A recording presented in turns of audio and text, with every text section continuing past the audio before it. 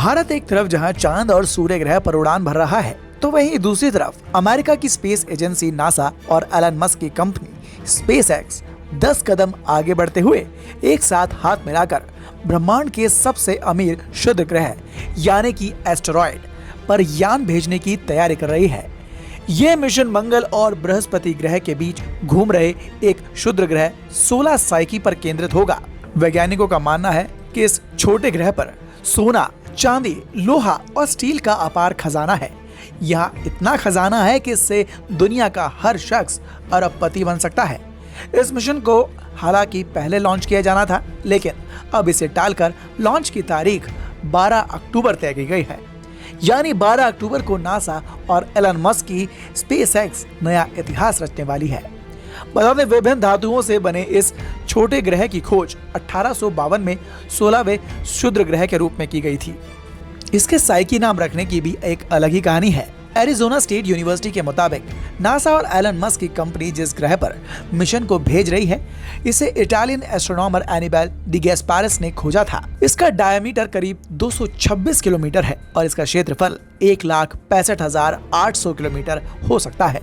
इसका नाम प्राचीन ग्रीक पौराणिक कथाओं में प्रचलित आत्मा की देवी के नाम पर साइकी रखा गया। ये नासा द्वारा खोजा गया 16वां छोटा ग्रह है, इसलिए इसका नाम 16 साइकी रखा गया। तो अलग अलग धातुओं से समृद्ध ये छोटा ग्रह इन दिनों खूब सुर्खियां बटोर रहा है, क्योंकि वैज्ञानिकों का मानना है कि अगर इस पर खनन किया जाए तो इसकी कीमत आज पृथ्वी पर मौजूद खजाने से कहीं ज्यादा हो सकती है। कई अन्य कारणों की वजह से भी वैज्ञानिकों के लिए ये काफी दिलचस्प और रहस्यमय बना हुआ है।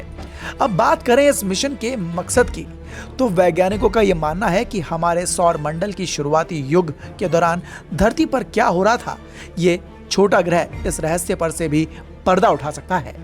इस मिशन को पहले लॉन्च किया जाना था, लेकिन तकनीकी कारणों का हवाला देकर नासा ने इसे टाल दिया था। नासा का कहना था कि कुछ टेस्टिंग बाकी है।